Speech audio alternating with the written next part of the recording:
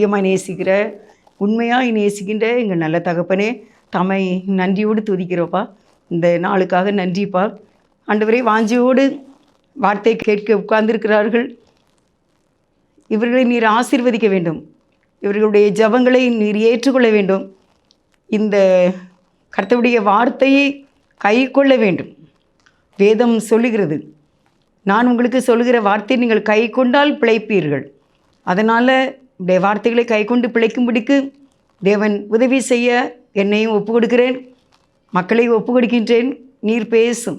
இயேசுவின் நாமத்தில் வேண்டிக் கொள்கின்றேன், ஜீவன் உள்ள நல்ல பிதாவே, ஆமென். கர்த்தருக்கு ஸ்தோத்திரம். தேவன் உங்களை ஆசீர்வதிப்பாராக. இந்த நாளில் நான் உங்களுக்கு செய்தி அப்படின்னா, சங்கீதம் 131 1வது வசனம், தலைப்பு நான் தலையிடுகிறது இல்லை என்ற தலைப்பில் இந்த வார்த்தையை உங்களுக்கு கூற இருக்கின்றேன். கர்த்தர் நம்மோடு பேசுவார். என்ன அப்படின்னா, சங்கீதம் 131:1, கர்த்தாவே, என் இருதயம் இருமாப்புள்ளது அல்ல, என் கண்கள் மேட்டிமை உள்ளவைகளும் அல்ல, பெரிய காரியங்களிலும் எனக்கு மிஞ்சின கர்மங்களிலும் நான் தலையிடுகிறதும் இல்லை அப்படின்னு சொல்லி இந்த வசனம் எழுதப்பட்டிருக்கிறது. நிறையா இருக்குது இதில். என் இருதயம் இருமாப்பு கிடையாது, என் கண்கள் மேட்டிமையான, அதாவது மற்றவங்களை அற்பமாக பார்த்துட்டு தன்னை பெருமையாக பார்க்கக்கூடிய கண்களும் எனக்கு கிடையாது. அடுத்து சொல்கிறாரு, பெரிய காரியங்கள், ரொம்ப தனக்கு மிஞ்சின பெரிய ஒரு காரியத்தில் நான் தலையிடுகிறதும், எனக்கு மிஞ்சின கர்மங்களிலும் நான் தலையிடுகிறதும் இல்லை என்று தாவீது ராஜா எழுதின இந்த சங்கீதத்திலே நம்ம இதை பார்க்கின்றோம். இதில் எப்படி நம்ம நமக்கு மிஞ்சின ஒரு காரியத்தில் தலையிடுகிறோம், தலையிடக்கூடாது என்பதை பற்றி ஒரு அருமையான செய்தியை தேவன் எனக்கு கொடுத்தார். இதை நான் யோசிக்கவே இல்லை. இப்படி ஒரு காரியம் இருக்கிறது இந்த உலகத்தில். அறியாமல் செய்கிற ஒரு தவறை தான் இதில் நம்ம செய்கிறோம். நான் தலையிடுகிறதும் இல்லை. எனக்கு மிஞ்சின கர்மம்னா என்ன சொல்லுங்க, இது என்ன கர்மம் அப்படிம்பாங்க, இது என்ன, அதாவது என்ன பாவம், என்ன தண்டனை, இது என்ன இது, அப்படி ஒரு பெரிய இதாக சொல்லுவாங்க பார்த்தீங்களா. அதில் நான் தலையிடவே மாட்டேன் அப்படின்னு சொல்லி தாவீது அரசன் சொல்லுகின்றார். அதை உங்களுக்கு நான் கொஞ்சம் விளக்கமாக வேத வசனத்தின் நடந்த சம்பவத்தின் ஆதாரமாக உங்களுக்கு நான் இதை அறிவிக்கின்றேன், ஆண்டவருடைய ஒத்தாசையால். என்ன அப்படின்னா, ஃபஸ்ட்டு பத்சேபாள், அதாவது தாவீது ராஜாவுடைய மனைவி, அவங்க சாலமோன் இடத்துல ஒரு காரியத்தை பேசுகிறாங்க. அதை உங்களுக்கு நான் சொல்கிறேன். 1 ராஜாக்கள் 2வது அதிகாரம் 14வது வசனத்தில் அந்த வசனத்தை நான் உங்களுக்கு வாசிக்கிறேன். பின்பு அவன், உம்மோடே நான் பேச வேண்டிய ஒரு காரியம் இருக்கிறது என்றான். அதற்கு அவள், சொல் என்றாள். என்ன அப்படின்னா, சாலமோன் ராஜாவாயிட்டார், தாவீது ராஜாவாக படுக்கையில் இருக்காங்க. அவருக்கு கை உதவியாக சூனேம் ஊரில் உள்ள அபிஷாக்குன்னு ஒரு பெண்ணை ஹெல்ப் பண்ண வச்சுருக்காங்க. அப்படி வச்சிருக்கும்போது சாலமோனை தாவீது ராஜா ஏற்கனவே அரசனாக்குவேன் என்று சொல்லியிருந்தார். இப்போ சாலமோனை அரசனாக்கியாச்சு, தாவீது ராஜா அரசராக்கியாச்சு. இப்போது சிங்காசனத்தில் யார் இருக்கா? சாலமோன் ராஜாவாக இருக்கிறார். தாவீது ராஜா படுக்கையில் இருக்காங்க. அவங்களுக்கு ஒரு பெண் இருக்காங்க. எதுக்கு? மனைவி போல் ஹெல்ப் பண்ண. ஆனால் இவருக்கு மனைவி என்றதான அந்த அறிவு அப்படிலாம் கிடையாது. ஹெல்ப்பு மட்டும் பண்ணுறாங்க அந்த அபிஷாக்குங்கிறவங்க. இப்போ நான் இதில் என்ன உங்களுக்கு செய்தி கொடுக்க வரேன் அப்படின்னா, பத்சேபாள் சாலமோனுடைய அம்மா. சாலமோன் ராஜாவாக சிங்காசனத்திலே வீற்றிருக்கின்றார். அம்மா போகிறாங்க. போய் என்ன சொல்ல போகிறாங்க அப்படின்னா, தம்பி ஓட்ட ஒரு காரியம் நான் பேசணும் அப்படின்னு பத்சேபாள் சாலமோன் ராஜாட்ட போகிறாங்க. அப்போ என்ன நடக்கு அப்படிங்கிறத உங்களுக்கு நான் சொல்கிறேன். 1 ராஜாக்கள் 2வது அதிகாரம் 15வது வசனத்தில், அப்பொழுது அவன், ராஜ்யம் என்னுடையதாய் இருந்தது என்றும் நான் அரசாளுகிறதற்கு இஸ்ரவேல் எல்லாரும் என்மேல் நோக்கமாய் இருந்தார்கள் என்றும் நீர் அறிவீர். ஆனாலும் ராஜ்யபாரம் என்னை விட்டு தாண்டி என் சகோதரனுக்கு ஆயிற்று, கர்த்தரால் அது அவருக்கு கிடைத்தது. இதை சொல்கிறது யார் அப்படின்னா, அதோனியா என்பவன். அடுத்து வாசிக்க, இப்பொழுது நான் உம்மிடத்தில் ஒரு மன்றாட்டை கேட்கிறேன், அதை எனக்கு மறுக்க வேண்டாம் என்றான். அவள் சொல்லி என்றாள். இப்போ நான் வந்து உங்களுக்கு சொல்ல வரேன், என்ன யார் வந்து இதை கேட்குறா அப்படிங்கிறத உங்களுக்கு நான் சொல்லணும்ல. 1 ராஜாக்கள் 1:5 வசனத்தில், ஆகித்துக்கு பிறந்த அதோனியா என்பவன் நான் ராஜா ஆவேன் என்று சொல்லி தன்னைத்தான் உயர்த்தி தனக்கு ரதங்களையும் குதிரை வீரரையும் தனக்கு முன் ஓடும் 50 காலாட்களையும் சம்பாதித்தான். இவன் வந்து என்ன செய்கிறான் அப்படின்னா, ராஜாவாகணும்னு அவன் ட்ரை பண்ணுறான். அதோனியா என்பவன் அது சாலமோனுக்கு சகோதரன் தான். இப்போ அவன் என்ன சொன்னான் அப்படின்னா, பத்சேபாள்கிட்ட வரான். இப்போ பத்சேபாலும் அவங்களுக்கு அம்மா தானே. அம்மாட்ட வந்து, இங்கே சாலமோன் ராஜாவாக இருக்காங்க, நீங்கள் எனக்காக பேசணும், என்ன பேசணும் அப்படிங்கிறத நான் உங்களுக்கு சொல்ல வரேன். எப்படி பத்சேபாள் வந்து தனக்கு மிஞ்சின ஒரு கர்மத்தில் தலையிட்டது, அந்த விவரத்தை உங்களுக்கு நான் சொல்ல இருக்கின்றேன். நீங்கள் ரொம்ப கேர்ஃபுல்லாக இருந்தால் தான் இது உங்களுக்கு புரியும். அப்படின்னா உங்களுடைய வாழ்க்கையில் இந்த நமக்கு தேவையில்லாத கர்மங்களில் நம்ம தலையிடவே மாட்டோம். அது நமக்கு மன சஞ்சலத்தையும் பிரச்சனையும் நமக்கு தரவே தராது. அதனால் மிகுந்த ஞானமாக நடப்பதற்கு இந்த செய்தியை ஆண்டவர் நமக்கு தருகின்றார். சாலமோன் ராஜாவுடைய அம்மா அவங்ககிட்ட போய், அதோனியா என்பவன் தனக்கு நிறைய குதிரைகள், அதெல்லாம் அதான் நம்ம 1 ராஜாக்கள் 1:5 வசனத்தில் பார்த்தோம். எல்லாவற்றையும் உண்டாக்கி நான் ராஜாவேன் என்றான். ஆனால் சாலமோனை ராஜாவாக்கியாச்சு தாவீது ராஜா.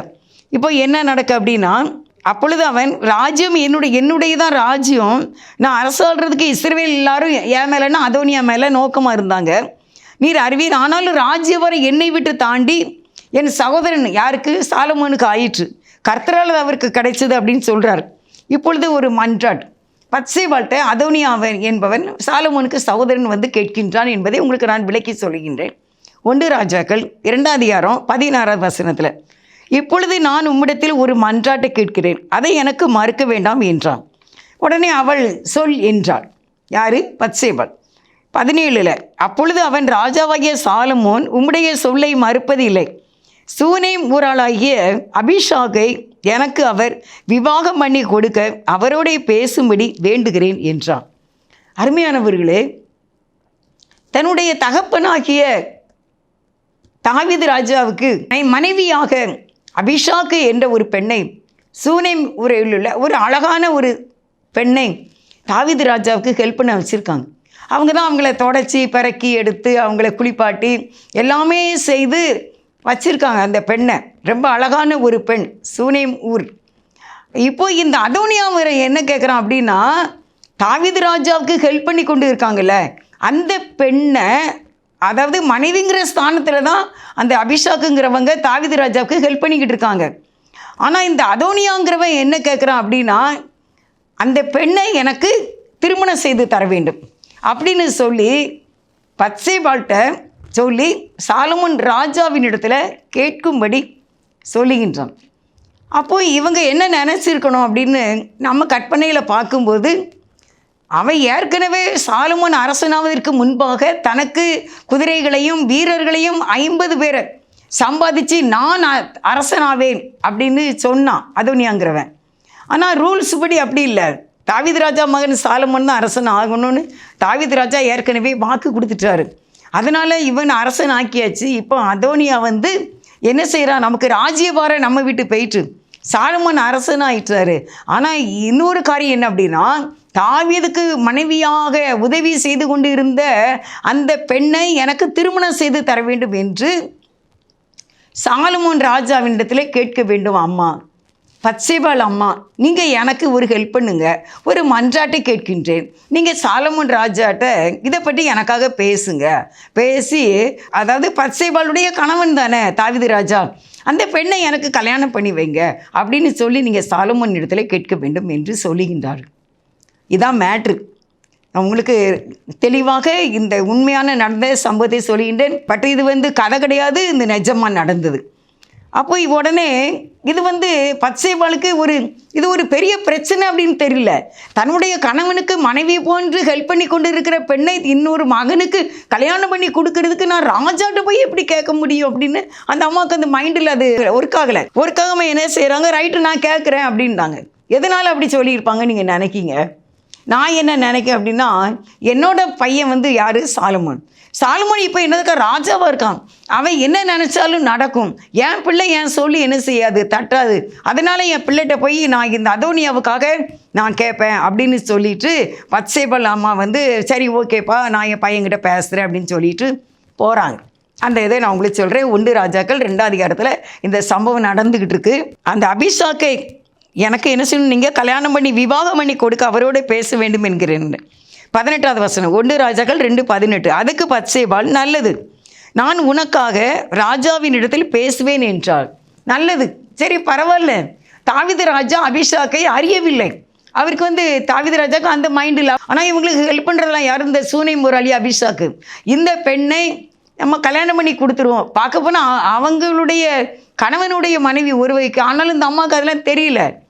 தெரியாமல் போய் அவங்க என்ன செய்கிறாங்க, ராஜாட்ட போய் பேசலாம், நல்லது நான் போகிறேன் அப்படின்னு சொல்லிட்டு போகிறாங்க. பார்த்துக்கோங்க. அப்போ 19வது வசனத்தை உங்களுக்கு சொல்கிறேன். பத்சேபாள் அதோனியாவுக்காக ராஜாவையே சாலமோன் இடத்துல பேசும்படி போனாள்.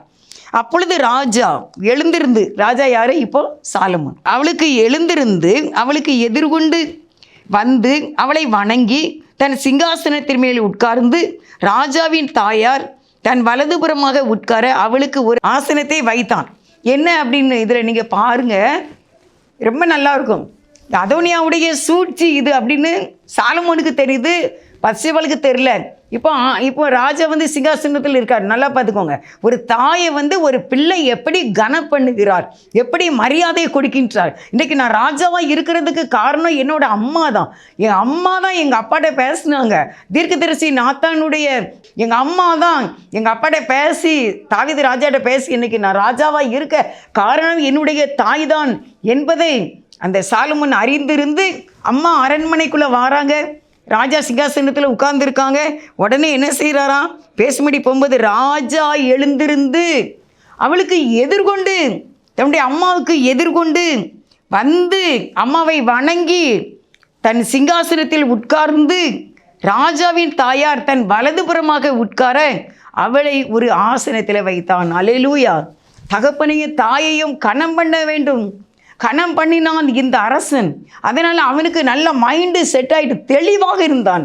ஏன்னா வேதம் சொல்லுகிறது, உன் தகப்பனை தாயையும் நீ கனம் பண்ணினால் உன் வாழ்நாள் நீ நீடித்திருக்கும். நீ நன்றாயிருப்பதற்கு உன் தகப்பனை தாயை நீ கனம் பண்ண வேண்டும் என்ற வார்த்தையின்படி தன்னுடைய தாயை வணங்கி வரவேற்று தன் வலதுபுறமாக சிங்காசனத்திலே உட்கார வைக்கின்றார். இப்போ நீங்கள் பேசுங்கம்மா, எதுக்கு வந்தீங்க? 1 ராஜாக்கள் 2வது அதிகாரம் 20வது வசனம். அப்பொழுது அவள், நான் உம்மை ஒரு சிறிய மன்றாட்டை கேட்க விரும்புகிறேன், எனக்கு அதை மறுக்க வேண்டாம் என்றாள். அதற்கு ராஜா, என் தாயாரே கேளும், நான் உமக்கு மறுப்பதில்லை என்றான். என்ன சொல்கிறாங்க அம்மா வந்து மகன்கிட்ட ராஜாட்ட, ஐயா நான் ஒரு சின்ன மன்றாட்டை கேட்க வந்திருக்கேன், நீ எனக்கு தரணுப்பா, நீ முடியாதுன்னு சொல்லக்கூடாதுன்னு சொல்கிறாங்க. உடனே சாலமோன் ராஜாவை சரிம்மா ஓகேம்மா அப்படின்னு சொல்கிறாங்க. அடுத்த வசனத்தில் 21 என்ன கேட்டாங்க அந்த அம்மா அப்படின்னா, அப்பொழுது அவள், சூனேம் ஊராளாகிய அபிஷாக்கை உம்முடைய சகோதரனாகிய அதோனியாவுக்கு விவாகம் பண்ணி கொடுக்க வேண்டும் என்றாள். உன்னுடைய சகோதரன் இருக்கான்ல அதோனியா, உனக்கு விரோதமாக ராஜ்யபாரத்திலே ராஜாவாய் ஆவேன் என்று சொன்னால அதோனியா, அவனுக்கு இப்போ உங்கள் அப்பாவுக்கு ஹெல்ப் பண்ணி கொண்டிருக்கல ஒரு பிள்ளை அபிஷாக்கு, அவளை கல்யாணம் பண்ணி கொடுக்கணும். ஆனால் நம்ம எல்லாருமே அரண்மனையில் தான் இருக்கோம். நீ தான் இப்போ ராஜா, நீ சொன்னால் தான் எதுவும் நடக்கும், நீ சொல்லலைன்னா இது நடக்காது. அதனால் நீ இப்போ எங்களுக்கு இதுக்கு நீ உத்தரவு கொடுத்தாதான் இந்த அபிஷாக்கை என்ன செய்ய முடியும், அதோனியாவுக்கு கல்யாணம் பண்ணி கொடுக்க முடியும். அதனால் நீ ஓகே சொல்லுப்பா, நீ சரி சொல்லுப்பா அப்படின்னு சொல்லி பத்சேபாள் அம்மா ராஜாட்ட கேட்டாங்க. இதுக்கு அந்த ராஜா என்ன சொன்னார் உங்களுக்கு நான் சொல்கிறேன். சீரியஸாக சொல்கிறார், சீரியஸான சம்பவம். அப்போ தான் அந்த அம்மாவுக்கே தெரியுது, இந்த தேவையில்லாத ஒன்று நம்ம என்ன செய்துட்டோம், இறங்கிட்டோம் இந்த பிரச்சனையில் அப்படின்ட்டு. அதை நான் உங்களுக்கு வாசிக்கிறேன். 1 ராஜாக்கள் 2வது அதிகாரம் 22வது வசனம். அவங்க கேட்டுட்டாங்க, இந்த பெண்ணை நீ உங்கள் அண்ணனுக்கு கல்யாணம் பண்ணி வச்சிரு அப்படின்னு கேட்டாங்க. 22வது வசனம். ராஜாவாகிய சாலமோன் தன் தாயாருக்கு பிரதியுத்தரமாக, நீர் சூனேம் ஊராளாகிய அபிஷாக்கை அதோனியாவுக்கு கேட்பானேன், அப்படியானால் ராஜ்ய பாரத்தையும் அவனுக்கு கேளும், அவன் எனக்கு மூத்த சகோதரன் தான், அவனுக்கும் ஆசாரியனாகிய அபியத்தாருக்கும் செரியாவின் குமாரன் யோவாப்புக்குமே அதை கேளும் என்றான். இந்த வார்த்தை நீங்கள் பார்த்தீங்கன்னா இது ஒரு கோபம் இல்லாத ஒரு வார்த்தையாக தெரிகிறது நமக்கு பார்க்க. ஆனால் உள்ளான இதில் அவர் பயங்கரமாக எமோஷன் ஆகிறாரு. சாலமோன், என்ன நீங்கள் நம்ம அப்பாவுக்கு மனைவி போன்று எல்லா உதவியும் செய்து கொண்டு இருக்கின்ற இந்த பெண்ணை எப்படி நான் அவனுக்கு திருமணம் செய்து கொடுக்க முடியும்? அப்படின்னா நீங்கள் ராஜ பதவியை வேணால் கேளுங்களேன். நீங்கள் இந்த பெண்ணை கேட்க வந்திருக்கீங்களே என்கிட்ட, அப்போ நீங்கள் ராஜ பதவியை கேளுங்க. அதை யோவாப்பு கேளுங்க, அபித்தேருக்கு கேளுங்க, யாருக்குனாலும் கேளுங்க. நான் இதுக்கப்புறம் ராஜாவாக இருக்கணும், நீங்கள் எப்படி இந்த பெண்ணை கேட்க வரலாம் என்கிட்ட அப்படின்னு சொல்லி ராஜாவுக்கு டென்ஷன் ஆகிட்டு. அதெல்லாம் ஆனால் நமக்கு இது வாசிக்கும் போது சாதாரண வார்த்தையாக தெரியும். ஆனால் தேவனுடைய வெளிப்பாடின்படி ஆவியானவருடைய அந்த மன தெளிவு சிந்தனையின்படி நீங்கள் பார்த்தீங்கன்னா இது பெரிய பெரிய ஒரு காரியத்தை சாலமோன் தெளிவாக சொல்கின்றார். என் அப்பாவுடைய மனைவியை எப்படி அண்ணனுக்கு நான் கல்யாணம் பண்ணி வைப்பேன்? இதை நீங்கள் என்னம்மா இதை கேட்க வந்திருக்கீங்க? அப்போ என் ராஜாங்கத்தையுமே நீங்கள் வாங்கிட்டு போங்க, எவனுக்காட்டு கொடுங்க அப்படின்னு சொல்கிற மாதிரி ராஜா கோவப்படுறார். தனக்கு மிஞ்சின ஒரு கர்மத்திலே பத்சேபாள் தலையிட்டதை நம்ம பார்க்கின்றோம். அருமையானவர்களே, இதை பார்க்கும் இந்த வசனத்தை பார்க்கும்போது ரொம்ப கஷ்டமாக இருக்குது. தாவீது ராஜாவுக்கு ரொம்ப சந்தோஷம்.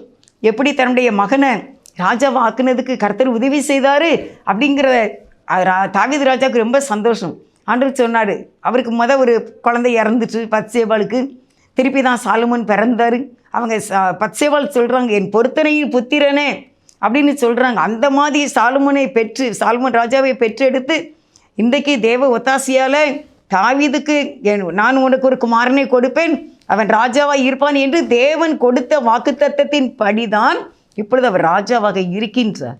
இப்போ நீங்கள் எங்கள் அப்பாவுடைய மனைவியை கேட்குறீங்க, அப்போ நீங்கள் ராஜாங்கத்தையே கேட்டு போங்க அப்படின்னு சொல்லி சாலமோன் ராஜா மிகவும் வருத்தத்தோடு இந்த வார்த்தையை சொல்லுகின்றார் என்று நம்ம பார்க்கணும். அருமையானவர்களே, பின்பு அதுக்கப்புறம் அவன் என்ன சொல்கிறாரு அப்படின்னா, நான் 23 வசனத்தை வாசிக்கேன். 1 ராஜாக்கள் 2:23. பின்பு சாலமோன் ராஜா அதோனியா இந்த வார்த்தையை தன் பிராணனுக்கு சேதமாக சொல்லாதிருந்தால் தேவன் அதற்கு சரியாகவும் அதற்கு அதிகமாகவும் எனக்கு செய்ய கடவர் என்று ஆணையிட்டு, இப்போது இன்றைக்கு அதோனியா கொலையுண்பான் என்று என்னை திடப்படுத்தினவரும் என்னை என் தகப்பனாகிய தாவீதின் சிங்காசனத்திலே வீற்றிருக்க பண்ணி தாம் சொன்னபடி எனக்கு வீட்டை கட்டுவித்தவருமாகிய கர்த்தருடைய ஜீவனை கொண்டு சொல்லுகிறேன் என்று சொல்லி அவன் அதோனியாவை கொலை செய்து விட்டான்.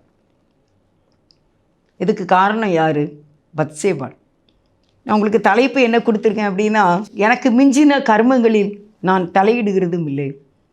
இப்போ பத்சேபாள் தலையிட்ட காரியம் தனக்கு மிஞ்சினது. தேவையில்லாத ஒரு அலைன்ஸை கொண்டுக்கிட்டு அவங்க சாலமோன் ராஜாட்ட போனாங்க. அதனால் அதோனியாவுக்காக திருமண விஷயமாக அவங்க பரிந்து பேசும்படி போனாங்க.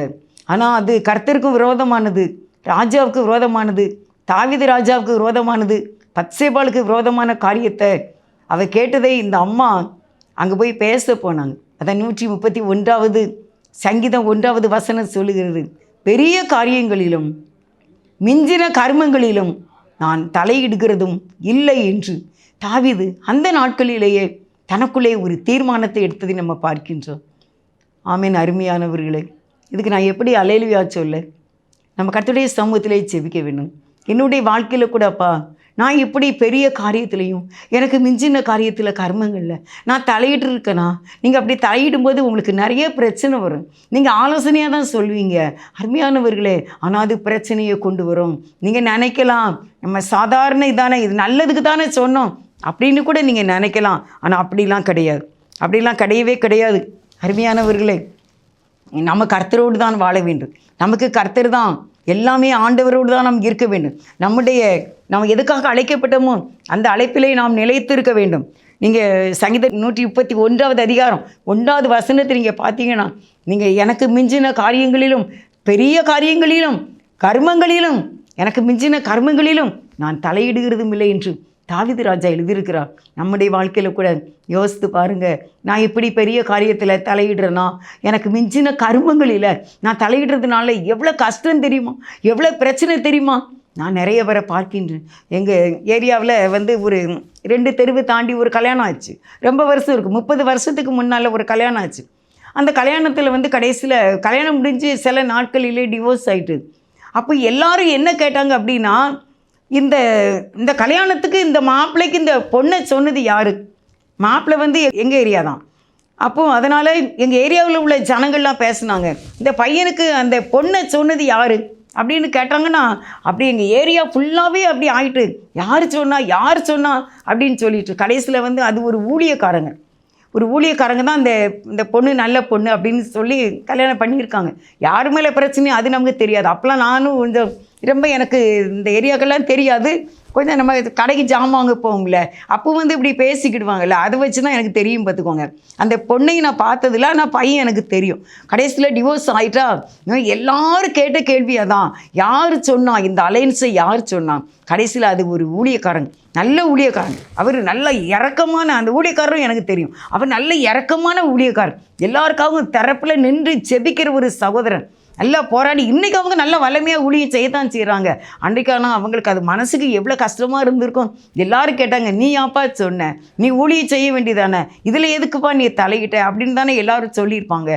வீட்லேயும் எல்லாரும் சொல்லியிருப்பாங்கல்ல, மற்றபடி சபையில் உள்ள மக்களுக்கு சொல்லியிருப்பாங்கல்ல அப்படின்னு நான் கேள்விப்பட்டேன். அப்புறம் அந்த ஊழியக்காரர்கிட்ட எனக்கெல்லாம் பழக்கம் கிடையாது. இப்போ கோயிலில் பார்த்தா நம்ம ஸ்தோத்திரம் சொல்லுவோம், அவ்வளோதான். ஆனால் அந்த நாள்லேயே அது ஒரு பெரிய பிரச்சனையாக இருந்துச்சு. அப்போ இந்த வசனத்தை நம்ம பார்க்கும்போது நம்ம வந்து இப்படிப்பட்ட காரியங்களிலும் பெரிய காரியங்களிலும் நமக்கு மிஞ்சின கர்மங்களிலும் தலையிடவில்லை என்றால் நீங்கள் சந்தோஷமாக இருக்கலாம், நீங்கள் ஆசீர்வாதமாக இருக்கலாம். நமக்கு திகில் வேண்டாம். எல்லாருடைய ஆலோசனை ஏற்றுக்கொள்ள மாட்டார்கள். என்னதான் சாலமோன் ராஜாவாக இருந்தாலும் அம்மாட்ட கடைசியில் என்ன சொல்லிட்டாரு, இது உங்களுக்கு தேவையில்லாத காரியம் அப்படின்லாம் சொல்லியிருக்கலாம். வேதத்தில் அவ்வளோதான் ஷார்ட்டாக எழுதியிருக்காங்க.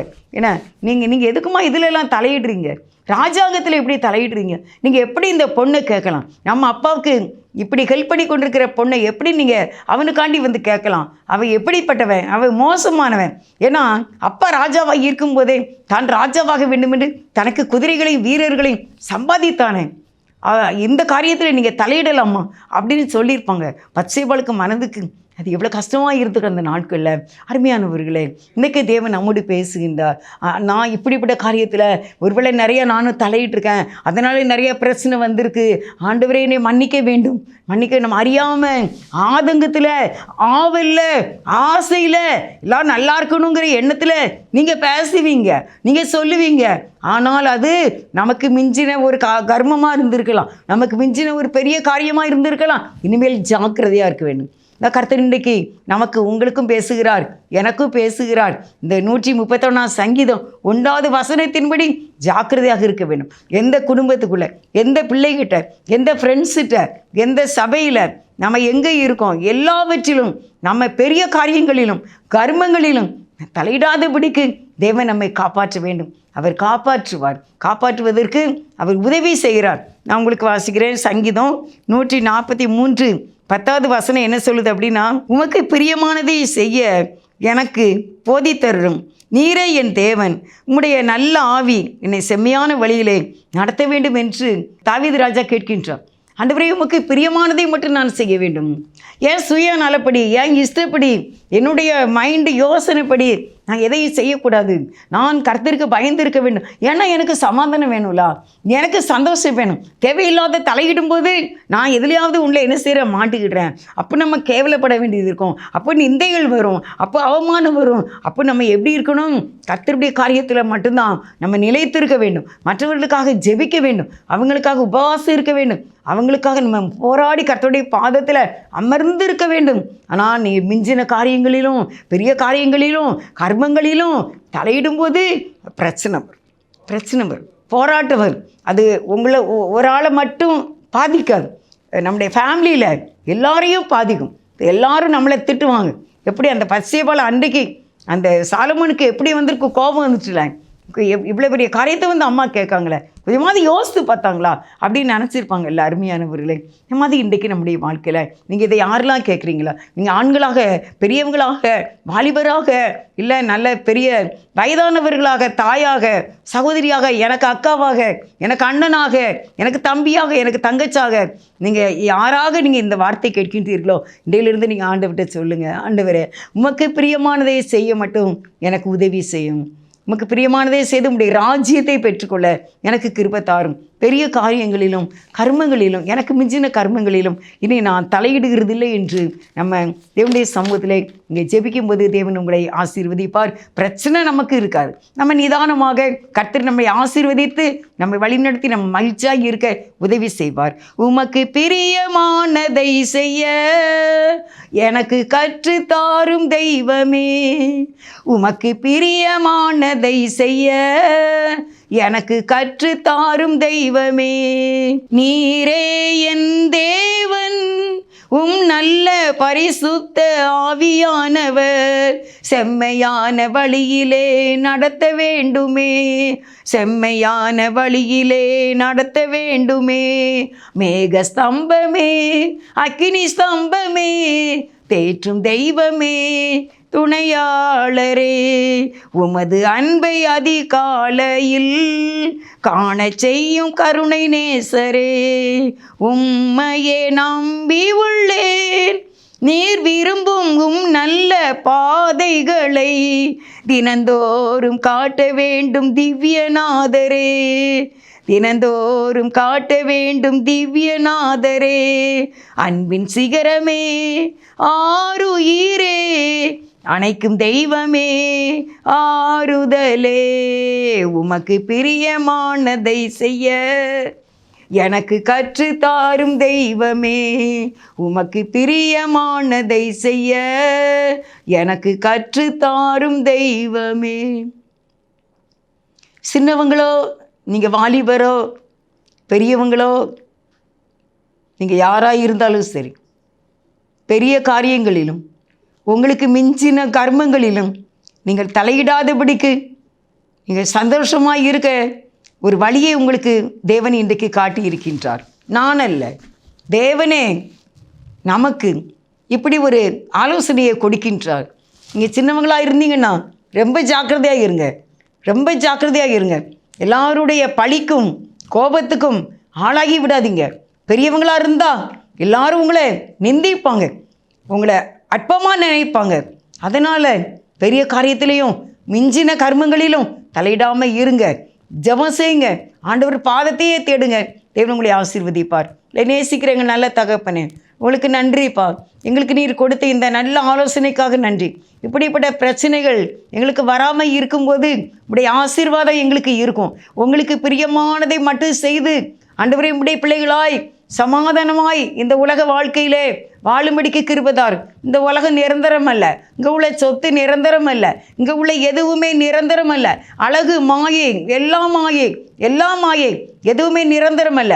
ஆனால் பரிசுத்த வாழ்க்கை தான் அவருடைய கிருபையினால் பரலோக ராஜ்யம் சேர முடியும். அதனால் பரிசுத்த வாழ்க்கைக்கு முக்கியத்துவம் கொடுப்போம். தேவனுக்கு பிரியமானதை செய்ய முக்கியத்துவம் கொடுத்து தேவனுடைய ராஜ்யத்தை சுதந்திரிக்கவும் இந்த பூமியிலையும் சந்தோஷமாய் சமாதானமாய் வாழக்கூடிய நல்ல ஒரு பாத்திரமாக நாம் பயன்பட தேவன் கிருபை செய்யும்படி நம்ம ஜெபிக்க வேண்டும். என் இயேசுவே, எங்களுக்கு இந்த கிருபை எங்களுக்கு தாரும். உங்களுக்கு பிடிக்கிறத மட்டும் செய்ய எங்களுக்கு உதவி செய்ய வேண்டும் என்று இயேசுவின் நாமத்தில் எல்லாருடைய பிறந்த நாட்கள், திருமண நாட்கள், இந்த புதிய ஆண்டு எல்லா நாட்களும் சந்தோஷமாக இருக்க இந்த ஆண்டு ஒவ்வொரு நாளையும் நாங்கள் ஆசீர்வதிக்கப்பட இயேசுவின் நாமத்தில் வேண்டிக் கொள்கின்றேன். ஜீவனுள்ள நல்ல பிதாவே, ஆமென். God bless you.